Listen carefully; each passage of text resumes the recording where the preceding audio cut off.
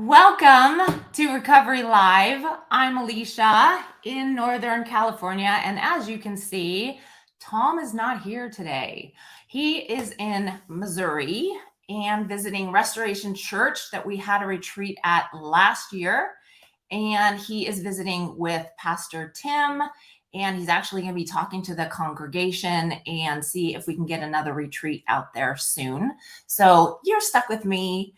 We have a wonderful topic today. We're going to be talking about change and obstacles in the way and how to take action. And I have a guest named Donna who will be coming on with me from New Jersey, and we're going to talk all about that. So I want you to put comments and questions in the comment chat so we can include you as well. And what else do I have? I want to say we have a Nevada City retreat in Northern California that is sold out. Sold out. That hasn't happened in a long time. We're really excited. We have 56 newcomers, 81 total. And so if you were planning on going to that, sorry, that one is sold out, but we are hopefully going to have another one at the same location in September. So stay tuned to what the dates would be for that one. And yeah, we're really excited. We have a lot of people coming out to that one and people traveling in to speak. Dale Barker, who I see is going to come in from Florida. And then Tom, of course, and Dara is going to come in from LA. And Daryl from where I live will be there. Dale Marsh, of course, and his wife Valerie are very involved. So that's going to be happening next week. All right, so let's go ahead and go on to our topic. And let me bring on Donna from New Jersey. Hello. Hi, Alicea. Hi, everybody. So you ready to talk change? Yep.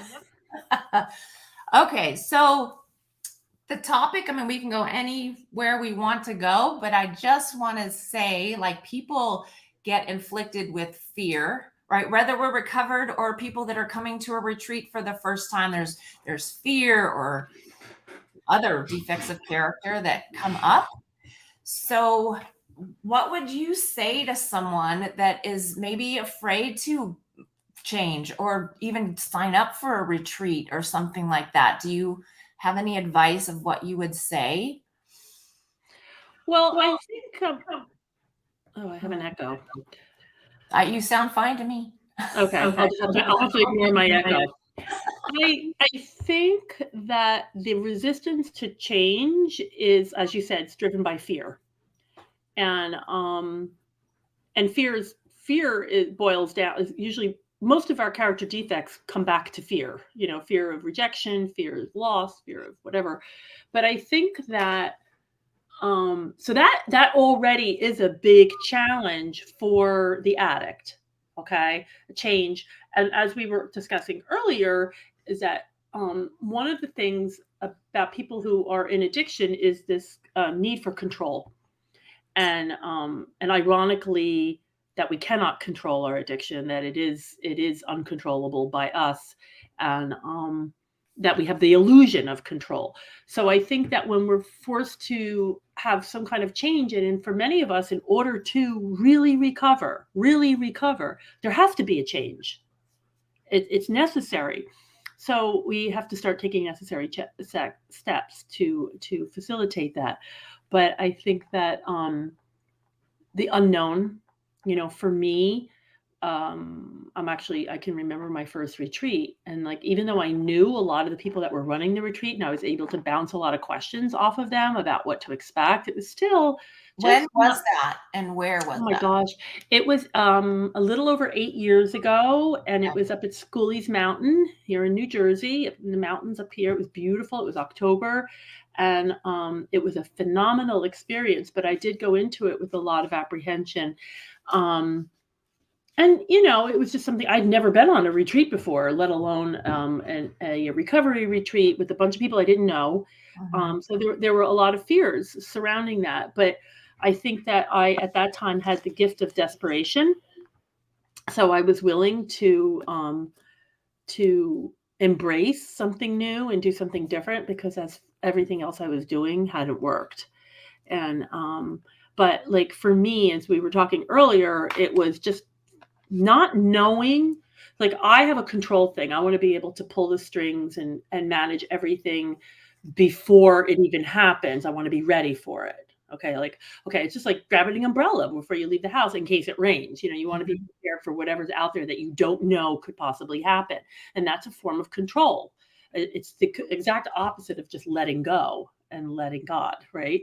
So so not knowing what I'm going into, not being able to control it, would hold me back from change, because I want to keep doing the same thing, because I know that there's a certain, well, A, there's a certain comfort level to it, but B, even though the outcome may not be what I like, I know what it's going to be. And it's so crazy, because even though I don't like the outcome, at least I know, like we said, the devil you know is better than the devil that you don't know. So that for me was always like an override. Well, I'm just going to keep doing the same thing because I'm comfortable with it, and I'm in control, and I'm the manager of this.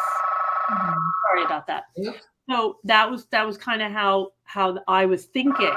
But my addiction to alcohol brought me to a place where I was willing to make the changes necessary. I mean, I don't know. I just, I think, like I said, I had the gift of desperation. Yeah. So while you were thinking, I was thinking about even us being recovered, and others, I'm sure. But once we talk about it, I think they'll agree that I still have control things around my Yeah. life. And we can Yeah. mask that as, but it's good. Like, I have Yeah. to do my step 10 at this time, and I have to wake up, and I have to say this, and I need to do this, and But then I think that would be a good thing to talk about for a second, of like, but it's good. But how do we know, is it good? Yeah. And too disciplined? Because Yeah. I kind of can see how people can get into that, and addiction switch, right? I could be, I get busy, I fill my calendar, I have to-do lists like everywhere. And Yeah. I feel that stemming from that fear and wanting to be in control. In But then control. if someone calls me out on it, I probably would say, yeah, because I just called myself out on it. But it's routine, it is discipline. I could say, hey, it's fine. It's good habits. Right? Yeah. And I think that there is a fine line that we need to walk between necessary change and not changing certain things. But how do I say this? There's necessary changes that we have to make, okay? But then there's also, like you said, there's changes that may not matter to someone else. Like, I'll just give you an example. Let's say that in an effort, when I first got sober, maybe I became more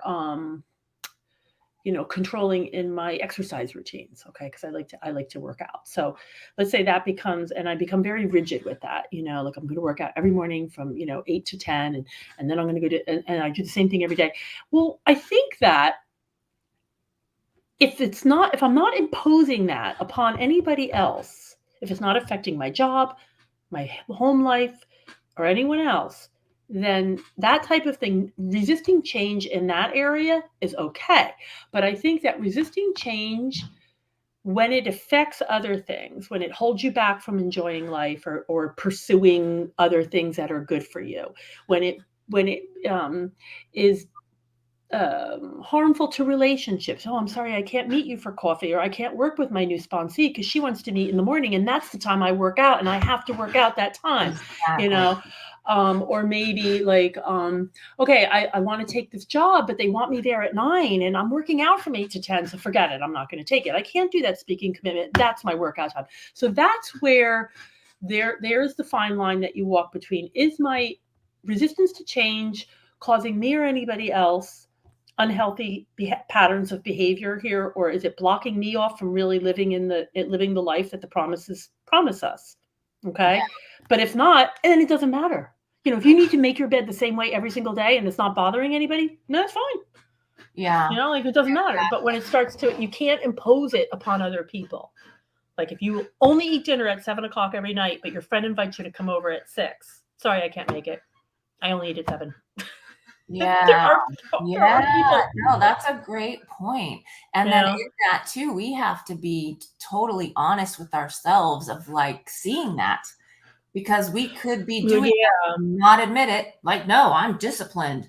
Well, I I don't think we can see it all the time. I think, part of the nature, for me at least, of addiction, one of my natures was just self, like justification. That's one of my character defects would be self justification. So that's why I think it's really important when you have healthy friends who will say to you, "Are you kidding me, Donna? Like this is something that you need to look at." yeah. Or someone that calls you out on it. That's why, like, sometimes when we go to meetings, okay, let's say you go to a recovery meeting and, someone's telling a story about how something happened to them. And, sometimes to those of us in the room, we might be like, why is that person telling this story? It has nothing to do with recovery. But you know what? Those are important scenarios when the newcomer comes in and they're talking about little things going on. Like, I don't know what happened. My girlfriend, she won't go out with me anymore. And then when he starts telling the story, you realize it's because he's so rigid. That is when, in those meetings, that's when those of us are there for 12-stepping can approach that person after the meeting and say, look, did you ever realize that maybe you're resisting these changes? So I think that it's important to openly discuss this stuff, like especially in meetings, because even though it sounds really trivial to other people, what you're doing is you are revealing to the group where you still need to grow. And that's where they're going to kind of push you along a little bit and say, hey, listen, I understand. Like I think it's important to be really open about it. Yeah. Yeah. When you were saying exercise and stuff, because that actually was one of my addictions, exercise.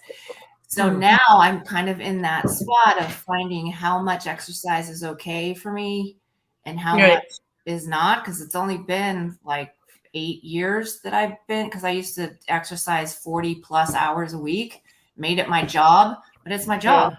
So whatever. So now when I'm skirting in between 10 and 14 hours, it's like, that's nothing compared to what I Yeah. was. Yeah. Others would see that as an addiction, but I really don't think it is, Yeah. because I Yeah. mean, I have the time and I love it, and Right. I'm training clients most of that time. Sometimes I'm by myself. Yeah. And that was another thing that I was thinking when you were talking of, like, others could call you out on it, but many times I'm by myself. Yeah. Nobody knows how much Yeah. I'm Yeah. doing. You don't know you're doing it. Can you hold on one second? I just want to close this Yeah. door.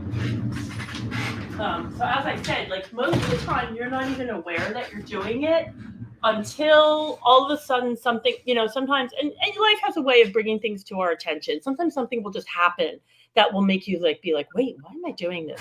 It was like when my family was all living at home, and all my kids are all gone now, but when they lived at home, making dinner every day was like a major thing for me. It was like a ceremony. It started like 2 o'clock in the afternoon. Everything was wholesome. It was all from scratch, because I was also like trying to like stay on this really healthy eating plan and everything.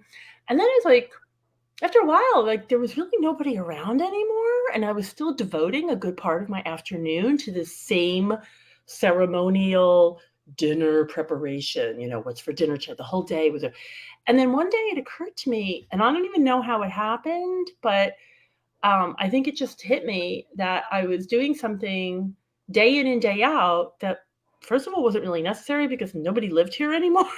I was like just doing it because it was what I knew. It was a big part of my afternoon. It probably brought me through it probably brought me through what used to be an awkward time of day, because I always started to drink between 4 and 5 in the afternoon. Like as soon as the kids were home and I'd done all my driving and everything was done, then I would crack open my whatever it was I was going to drink. So now that time, like I noticed that I replaced that with doing this very ceremonial dinner preparation, Mm-hmm. and I would create these beautiful meals, but then there was nobody here, and I was still doing it. And one day it hit me right here. I'm like, why are you still doing this? Well, could you do it smaller for you and your husband? Yes, but Might have then been- and half the time I don't even what it was that I was not, like I was stuck in that routine, because it brought me some level of comfort. I enjoyed it, and that's fine. but you know what? I thought about it one day. I'm like, you know what? You can still do this a couple of times a week, but maybe there's other things you could be doing with your time. And maybe you're not even looking at that because you're feeling like this is better. This is what you've been doing and this is what you need to be doing.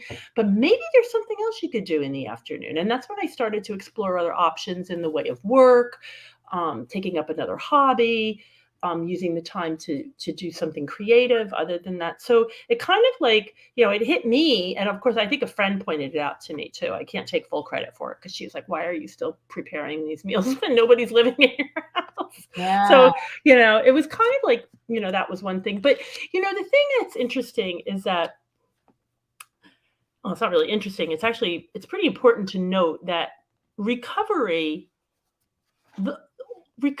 is change. It really is change. My first sponsor, when she sat down with me, she said to me, the woman you are today is going to drink again. And she said, we need to, and I'll never forget she said this because I still picture it in my mind. She said, we need to turn the Queen Mary around. And I thought, oh my God. Or Like, think of Queen Mary. And or are you going to run amok or into a glacier or up on some sandbar or something? yeah. But she said to me, we need to turn the Queen Mary. And I thought about what a monumental thing that was. And what she was letting me know is that we were about to embark on a process, which is the 12 steps, that were going to turn me around to live life completely different. And I remember, and this is just a little tip. She was a great sponsor. She always had like really good little, like, just like quirky little ideas of things to do to kind of get the mind doing, get the body to do what you want, it'll catch on. And she said to me, just try for a week, start doing everything different. And I said, what do you mean? She goes, I don't know. If you put your shoes on left and then right, do right and then left. Mm-hmm. Or if you put them both on and tie them, put them on, tie one, and like whatever you do, start doing and I had a therapist that told me that one time too. He said, whenever you're going to do something new, start with something small and easy and safe. So just for people that are new in recovery, a thought that perhaps take something simple in your life and start doing it differently.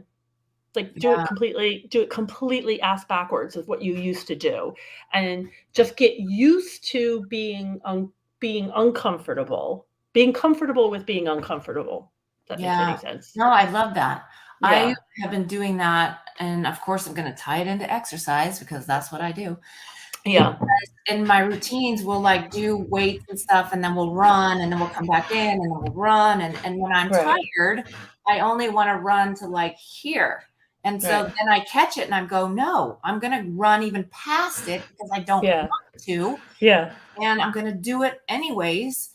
And so that kind of reminded me when you said the shoes. Yeah, well, because it's the muscle memory, Yeah. Yeah. So it's kind of like say you get on the spin bike, okay, every day. So like I got on my spin bike this morning and I did a 30-minute spin routine. But you know what? Like my body says, oh, Donna's getting on the spin bike. She's going to do 30 minutes. Like my body already knows what I'm going to do. And it's got just enough energy to take me to the end of that 30 minutes. So what you're saying is that the only way that you're going to have any change is if you just you have to do something different. If nothing changes, nothing changes. Exactly. That's so true. So if we keep doing the same thing, we're going to keep getting the same thing. Which is insanity, right? That's the definition of insanity. And we're asking to have that insanity removed. So we got to play a part in that by allowing some change in our life. But it's not easy. Yeah. And that takes awareness and that takes action, because you could say like this morning, oh, it's not a big deal. And then tomorrow, oh, it's not a big deal. And then 9 years later, you're still on the bike for 30 minutes. Yeah, and nothing's changing. It's not a big deal when it is a big deal. It is a big deal. So take that same analysis or that same metaphor and switch it over to somebody in recovery. They're going to the same meetings over and over and over again, and there are a bunch of deadbeats and a bunch of dead batteries in the meetings. Like they're not really getting, and like they know that there's another meeting in another part of town, but they don't want to go there because it's new and it's all new people and you have to walk in and introduce yourself. But that's where the miracle is going to happen, is when you take that step to go somewhere and do something different. and make a change. Yeah. Yeah. Sue Foreman put The Body Keeps the Score. I have that book. Read Yeah. it for the science behind your experience. Have you read that book? Do you know much about it? It's like our body holds on to past experiences and certain pains and aches, and it holds on to all of our. Yeah. Yes, it does. Yeah. Yeah. Yeah. The body keeps score, and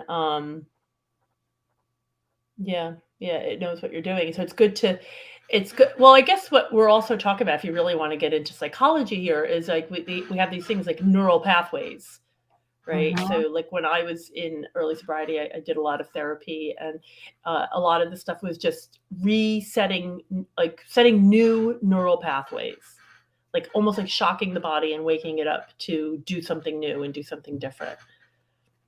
Which is And so uncomfortable, right? And that's the it urge is. to sit in, and we have Yeah. to go this way because we're so used to Right. going this way, right? That reminds me of, Right. because I struggled with food, and so the groove in my brain was like binge, binge, Right. binge, Yeah. binge, and then when Yeah. I didn't, I had to make this new groove, and now Yeah. that's a habit. Right. Right.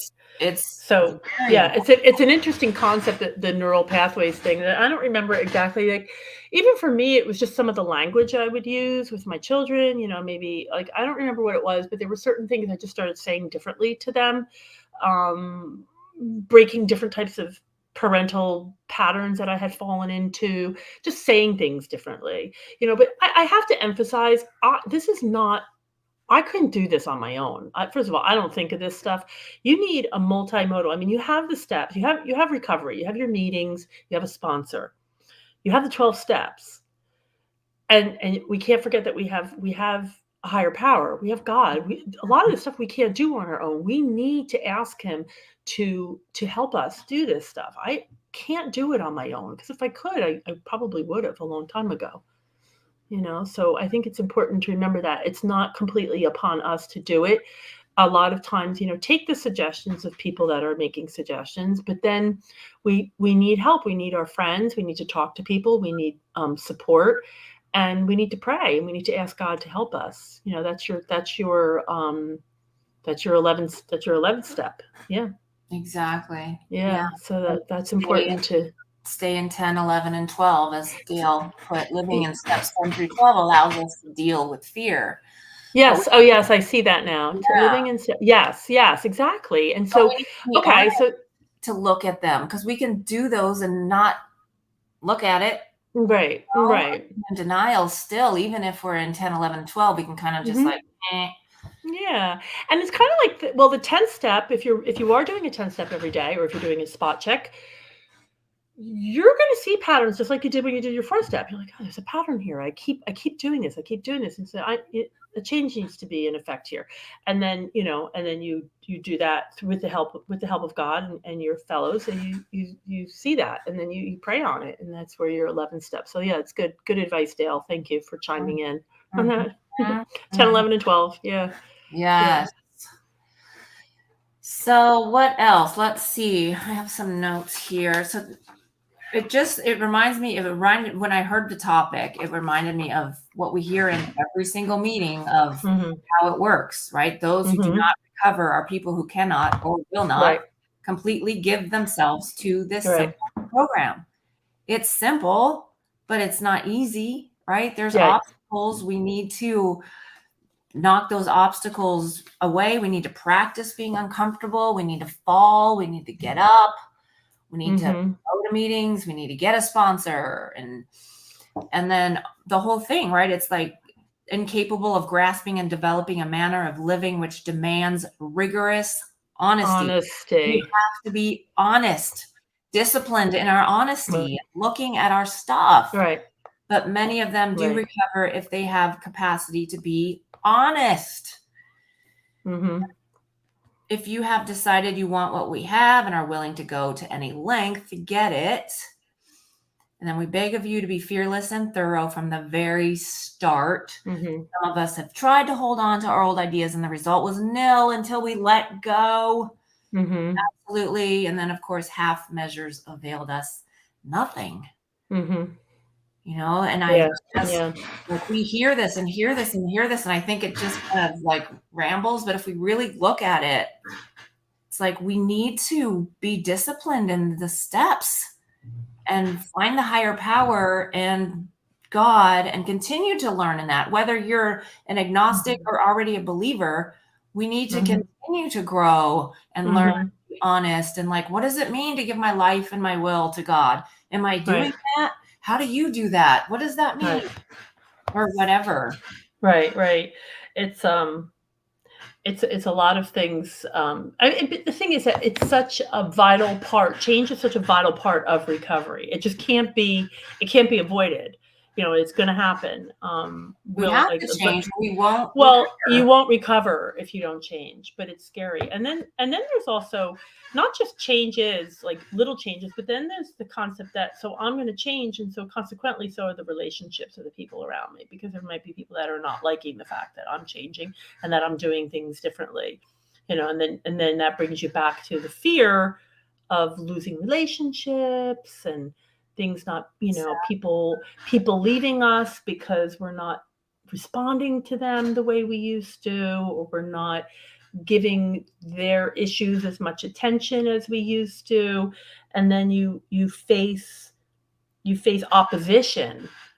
And someone just said it's okay to outgrow people. Yeah, and that's what happens. And it happened a lot with me, But I think if we do everything, say what you mean what you say, just don't say it mean. There's ways to still help people, but not necessarily be attached to them anymore. And setting boundaries was a big change for me, external and internal boundaries.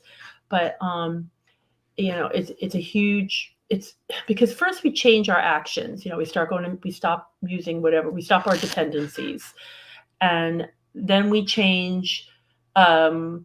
Behavior, because we stop using and we start going to meetings. And also the promises start happening in our lives. Before you know it, we're caring about other people, and we're maybe, changing our lifestyle, happy, joyous, and free.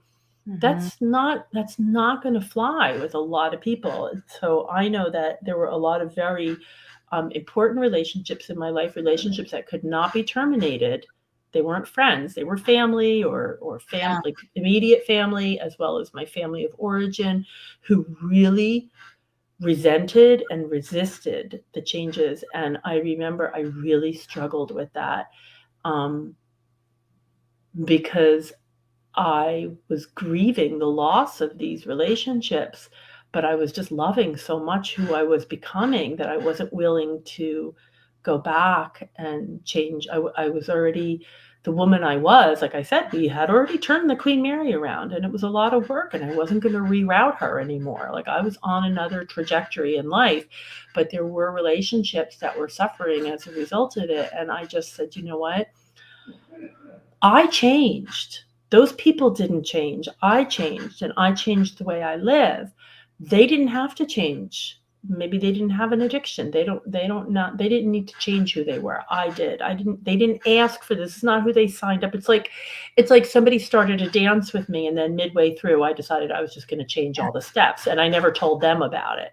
So now all we're doing is stepping on each other's feet because I'm changing. I'm responding differently to situations. I'm setting boundaries. And so, and that, I remember that being like a really tumultuous time in my recovery, because like I said, I really loved who and what I was becoming, but I didn't want to lose these relationships. But I stayed true to myself, and I just, as all things in love, I just tried to resist the temptation to be resentful, which is a change for me, because I would say, oh, that's them, it's their problem. But, you have to meet people halfway. You meet people where they are, so it all worked out. But there's that kind of a fear too. And I think it's a big fear for people in recovery, is the fear of changing. Yeah. Being someone who we weren't. Too, as you were talking, I was thinking perspective shifting. Like somehow if we can get into conversations with people and catch ourselves, because it'll be said like, oh, I'm afraid, oh, I'm scared, instead of like, I'm excited.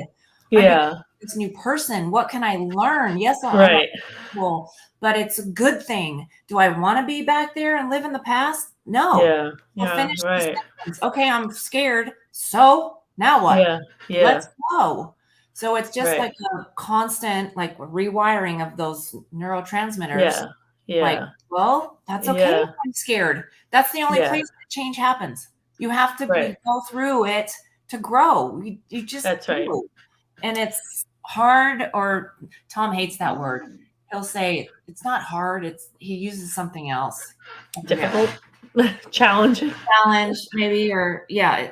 And I Yeah. like hard because I say choose your hard. Do you want to stay miserable and upset Right. and addicted, Right.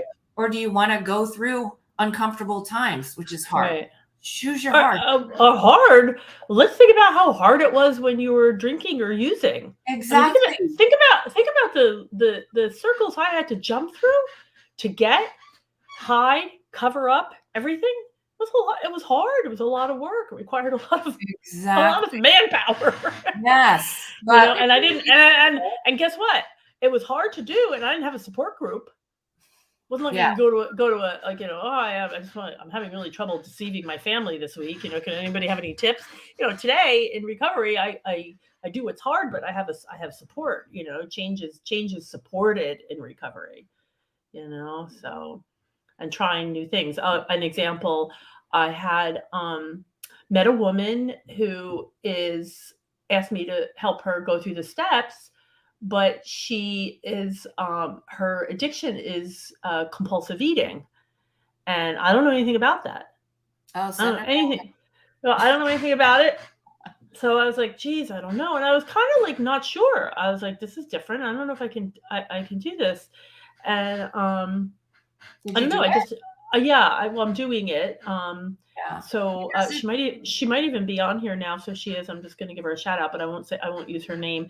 Yeah. But in any event, my first response was no, I can't, because that's eating and this is alcohol, and they're two different things. Like just that little change in like what like working with someone who has a different type of dependency, versus what I have. So right. But you're learning, right? That it's just yeah, you know what? And I'm looking at Dale made a comment earlier. Oh, we need to be a sponsor. Helping others helps us to grow. Well, let me tell you something. I'm so glad that I took the chance. Thank you, Dale. Yes, we need to be helping others helps us grow. It has been so wonderful for me to work with this person because, well, first of all, I was a little, like I said, I was reluctant, but she was describing a scenario to me that she went through one day in purchasing something. And boy, when she was talking about how she felt when she was doing it, I was like, you know what? We can totally work together, because what you just described to me is exactly what I used to feel. So, but it's good. Like, it was a change. It's something different that I went into. I was a little bit like, how am I going to do this? But, with the God's grace and help, we've been working together, and I'm learning so much about my own dependencies and my own relationship with food through this woman. And she's hopefully she's learning things too. And that's a change. It's not a big scary change, because we went into it just figuring, well, we'll try and we'll see what happens. And it actually turned out to be a really good experience. So so it was great. So sometimes change, like, you just don't know what's on the other side of that. There could be something really, and if it's not, it's okay. What did you lose? Like, maybe a little ego, damage. We're honest, you couldn't do it. Right. You said, I'm not a compulsive overeater, but I can be your sponsor. And you said that. And she said, I was like, well, we'll go through the steps and we'll do our best. Yeah. And, just took it on and figured the worst that could happen is that we waste some time. It's not costing us any money or anything. So you have to look at it that way. Like they always say, what is that, that your greatest whatever lies on the other side of fear. I just think that, we need to give that over. If you look on your 4-step inventory, fear is a character liability. Mm-hmm. And I know mine had a couple of check marks after it, because I was, everything I was very fear activated. And, that's something that we did ask to have removed. So if God's going to remove that for us, we have to do our part by making the change. Like, He's going to do it, but we need to do our part. We do it together. We partner with God when we ask to have those things removed. So we partner with him in these changes, and it's okay to be honest and say, Lord, I'm going to try something different. I'm a little scared, but I know with your help and your protection, it's going to be fine. Exactly. Yeah. That's like, are you talking about like, be careful what you pray for? Like if you pray for my fear to be removed, then he's going to give you some scary things to get through, you think? Or is Well, that? no, I actually wasn't saying that, but that is also another reality, Mhm. well, it's happened to me. I have a funny story to tell you in a moment about that. But no, what I was saying is that when these things do crop up, when we do have something coming in our face where we are required for a change and we're riddled with fear and we don't want to do it, that's when we can say, Lord, help me to change. We made a deal. You were taking this away and I was going to replace it with courage. So give me the courage to change. It's like the serenity prayer. So funny story, this is off topic a little bit, but when I was actually like you, I was a fitness instructor amongst many other crazy things I did. I was a nut. So I remember praying for humility. I was praying for humility.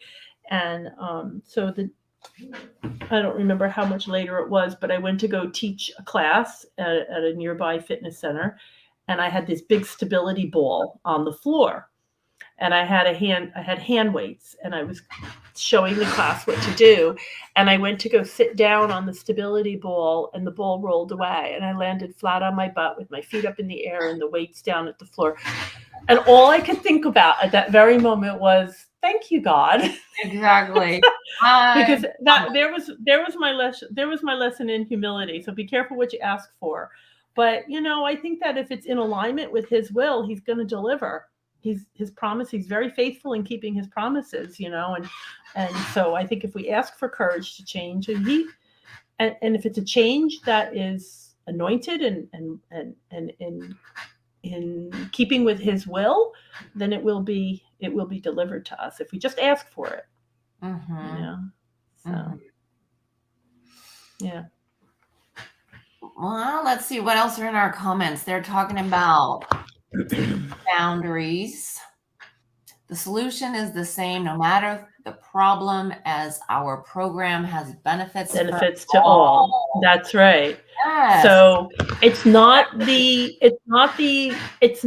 substance that we're addicted to or the activity. The program applies to all of them. It's all the same solution. It's a spiritual solution for spiritual malady. Yeah. But I do get the fact that, because I kind of did the same thing as you, though she kind of dropped off, but I had a sponsee for about 6 months, and she was a meth addict. I've never even seen a drug in my life. But I said, I don't have experience with that, but I will get you through the steps, and until you find someone that if you want, then we can switch you over. And it was a little different for me. And I know with me, my sponsor doesn't have food issues.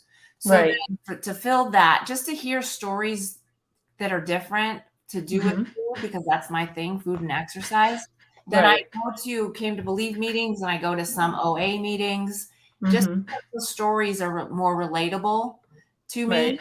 But that doesn't mean, Came to Believe meetings are for all addictions, but I think sometimes I do want to talk about, because you don't have to smoke meth. I have to eat every day. It's a little different. Yeah, that's what we struggled with too, because it is different in that she has to eat. She can't abstain completely. But it's just, I think the reason I brought that up was really to just illustrate how, I think, I guess that we kind of progressively gain more confidence in making changes because we have resources that we've done it before and it was okay. That's why I was saying, like, whenever, and for anyone that's online or anyone that's listening to this that's new, or even if you're not new, I guess, like I said, very, very wise. If you are going to institute any type of a change in your life, start small. Start with something safe or if you're changing, say, I don't know, behavior patterns with people, start with people that you feel safe and comfortable with. And Mhm. then you can get on to, because this way here, it's kind of like, then you have a resource, like, what do I mean by And you have resource? experience. You You have practice experience. Yeah, that's the word I'm looking for. one. So, for example, say say I'm new in recovery and I go to my first wedding, and I go the whole wedding and I stay sober the whole night and I come home. Now I have what I call a resource. I have a time that I did something Mhm. and the sky didn't cave in and I came home and everything was okay. And I Yep. made it. So then now I have what I call a sober resource. I have something I did in sobriety that didn't kill me and it was okay and I had a good time. So I'm saying that kind of applies to change, but do it with small things like, okay, I'm going to change up my XYZ today. Something small, something easy. And then you can sit back and say, okay, I did that. And then on to the next thing. We change in recovery. That Queen Mary does get changed around, but it's not like an overnight thing. It's very progressive. So we kind of have to do it in that way, do it progressively. I Yeah. guess what I'm saying is like, don't expect everything. You're not going to wake up tomorrow morning and be like a new person. It's a very incremental thing. Exactly, which could So, be frustrating for some people, I think. And for me at yes. times, like, I wanna be done with this. But Yeah. then when I do get into that thought pattern, I can look back and go, "Whoa," like, from 10 years ago, Right. a year Right. ago, I really have changed a lot, and I am growing, and I am Yeah. falling, and I'm getting up faster, and Yeah. I think that's an important thing to do too, is once we think, "Oh, this is too slow," look back, Yeah. not to beat yourself up, but look Where back, you were. "Wow, I really Hmm. am talking more, or I'm sharing Yeah. more, or I'm putting myself in more situations to learn that I wasn't doing Right. before." Right. Right. Yeah. Yeah, like to definitely do some type of perspective as to where you were. I think that's why it's important to celebrate anniversaries in recovery. I think it's great to go to speaker meetings in recovery because when you listen to people, or I love when there's newcomers in recovery. I went to a meeting last night. We had two newcomers, and I got to say it was really good for me to listen because I can see from where I came. Yeah. And see how much change has occurred in my life. So so it's all good. But yeah. Yeah. And Dale's making a comment here. He said, like boxers to briefs. Exactly, Dale. Exactly. That Change is what I'm talking about. no more That's a boxers, perfect example. time for Well, I guess brief. he heard, yeah. So, anything, you part your hair on the left, part it on the right, if you, And it'll drive feel a little uncomfortable at first because 'cause you're used to boxers, right? yeah, And you yeah. I was at the gym the other day and there was a gentleman and he was a big guy. He was probably like a professional workout person or something. I don't know. And, he had a t-shirt on that said, uh, get comfortable with being uncomfortable. yeah. I And love uncomfortability, I'm not even sure if that's a word, I but think it is. I love it. uncomfortability is the battle cry. Like that is the thing that addicts run from. One of the reasons that we picked up or we used or ate or shopped or gambled or whatever it was to avoid how we felt. Exactly. And now It we was to don't have avoid the that. we don't have that. So So the battle cry of the addict is I need to change the way I feel right now. I'm uncomfortable. What do they say? I'm restless, I'm irritable, and I'm discontented. I'm uncomfortable. All those things, and we can't stand it. And I'm still like that. And I'm sober a number of years now. But man, if I get uncomfortable, I'm too warm or I'm hungry, I get really like, I got to learn how to say, like, this is going to pass. It's going to be okay. But I used to be like, if I had the little bit of uncomfortableness, everybody knew about it. And then I had to do something as soon as I could to change how that felt. So that is the battle cry of the addict. So now you're being told to get comfortable with being uncomfortable. which It is doesn't it's sound very appealing. No, yeah. I don't want to do that. But that's the let me tell you, sobriety is not for sissies. It's for you really have to be willing to feel that uncomfortable. And the thing about being uncomfortable is it's kind of like the boogie monster, right? Like you're uncomfortable with something like a change in your life or something that you need to do. And one time I just tried it as an experiment. I'm like, all right, I'm just going to sit down. I'm going to sit completely still. No music, no TV, no books, no friends to talk to, no exercise. I'm just going to sit and in this uncomfortableness for a minute and see what happens to me. Well, guess what? Nothing happened. Nothing happened. I sat through it. Right? It passed. I sat there. I'm like, all right, bring it on. I'm extremely uncomfortable with what's going on right now. I was alone. I was at home. I sat down on a kitchen chair and I just said, just bring it on. Like, bring on whatever it is, just bring it.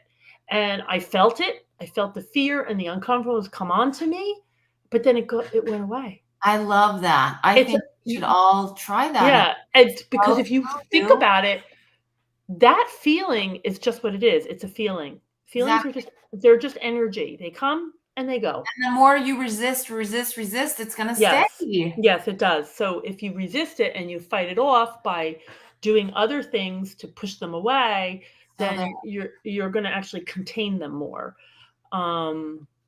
Yeah. I used to use this visual. I'm a very visual thinker, so I use a lot of pictures when I teach. And if you would think of yourself, if you would, as like a colander.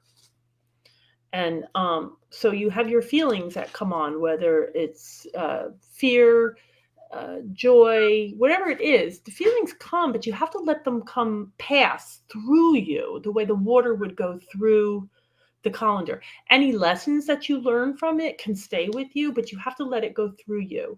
The feelings are just feelings. They're not facts. Mm-hmm. Facts are the truth, which is what our faith is. We believe what we believe. We know the truth, and those are facts. We can't run on feelings. We can't run our lives on feelings. We have to run our lives on facts, because as a recovered alcoholic, my whole life was run on my emotions. Until I realized that my emotions can't be the front of the train. They have to be the caboose. And then we put, what's this, Dale? Like listening to Led Zeppelin really loud? I don't get that. What does that mean? Maybe that's Owen's. When he has an urge, he probably doesn't sit in stillness. Yes, exactly. Yes. That's awesome. That would be a good practice to say, what can you do next time? Because it will happen. Will I sit in silence? Will I drop down and do a push-up? Will I blast Led Zeppelin? I would open a bag of potato chips. I would eat potato chips or pretzels for that, probably. That's probably not a good idea. Yeah, but I like Dale's. At least Dale's saying it's not going to pack any pounds on. But so that's what it is. It's avoiding what's really going on instead of just saying, okay, this is how I feel. I'm feeling really scared. I'm feeling really scared right now, and I'm just going to sit with that for a minute and see what happens. And guess what? Nothing happens. Right. Nothing happens. You're not physically hurt. You didn't do anything. You just sat there and felt it. This is a great conversation, because I think I'm going to try this today, because I've been doing a lot of diversionary things lately to keep myself. Yeah. And then what do you think then too of like, what am I scared of? What can I do about it? Get into action, like right away. Well, the same sponsor that told me that we had to turn the Queen Mary around, she said to me, we were talking about something, and she said, well, what are you afraid of? I said, well, I'm afraid that my sister is going to get really mad at me. And she goes, and then what? I go, and never speak to me again. And she goes, and then what? And then our relationship will be over. And she said, and then what? And it's like, well, then I'll be alone, and then she's like, and then what? So basically she took this one little nugget of fear that I had, and she kept asking me to go back. And in the end, what most fear boils down to is that we're going to be left alone and die. Mm-hmm. It's true. If you take any fear you have, fear of losing a job, fear of losing your spouse, fear of getting sick with, a fatal disease. Those are all, if you really sit and think about, well, then what's going to happen? And then what's going to happen? Then I'm going to be this, and I'm going to be that. And then, what's going to happen? Then I'm going to die. Well, you know what? The irony is, You're gonna die anyway. And for me, because of my faith, that's really not such a bad option, right? So if you look Yeah. at life that way, then really you have nothing to fear.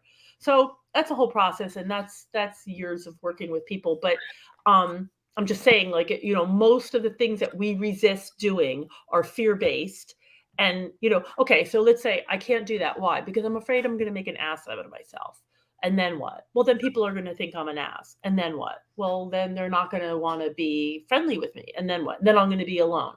Like, so if you just trace it back, like, so you're not going to go to that party, or you're not going to speak at that meeting because you're afraid that people are going to think you're an ass.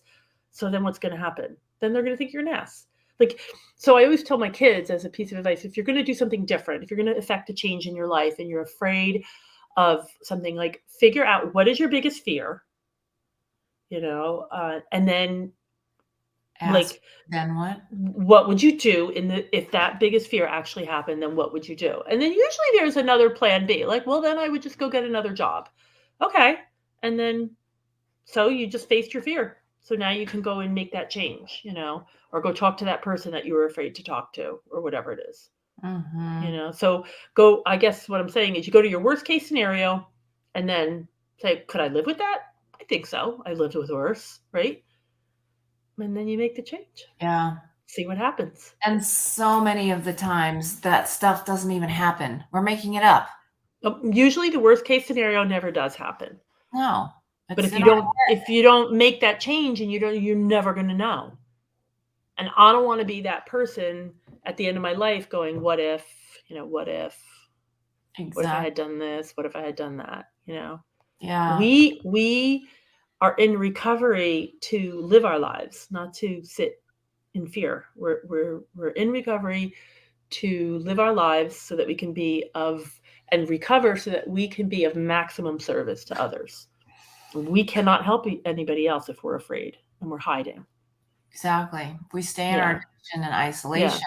Like, this is new. This Recovery Live thing is very new to me. I've never done anything like this before. So obviously the first time I did it, I was like, this is weird. I don't know if I want to do this or not. But you guys, you keep asking me to do it. I'm only kidding. I'm just kidding. I'm really only kidding. But so I do it, and what's happening, I don't know. I don't know if everybody agrees with what I'm saying. It doesn't really matter. So it's just taking that, and being of service. I can't be of service if I let my fears of making any change stand in the way. I can't be of service to anybody with that monkey on my back. Yeah. So, yeah. All right. Well, this has been a great conversation. You guys step in your fear, maybe use some of these tools that we said. Like, if you feel uncomfortable, maybe sit in silence, like Donna said. Maybe blast Led Zeppelin, like Dale said. Yeah. Or find what your thing is and sit in it and see what happens and let it pass through you, because the more you resist, the more it's just going to get bigger or stuff, and it's still going to stay there. Yeah. Think about the colander. Yes. Nuggets to take away. Yeah. So as a reminder to all of you, we are switching Recovery Live from Fridays to Tuesdays, starting this Tuesday. And it'll be 10 a.m. Pacific Standard Time, 1 p.m. Eastern Standard Time. I will be the co-host ongoing with Tom. So that is going to be starting this Tuesday. That's a change. And we hope to see you on the next one, Tuesday. And the next one, Tuesday. Oops, I'm echoing. Sorry. Yeah. That was all right. So see you next time. Bye, everybody. Have a great weekend.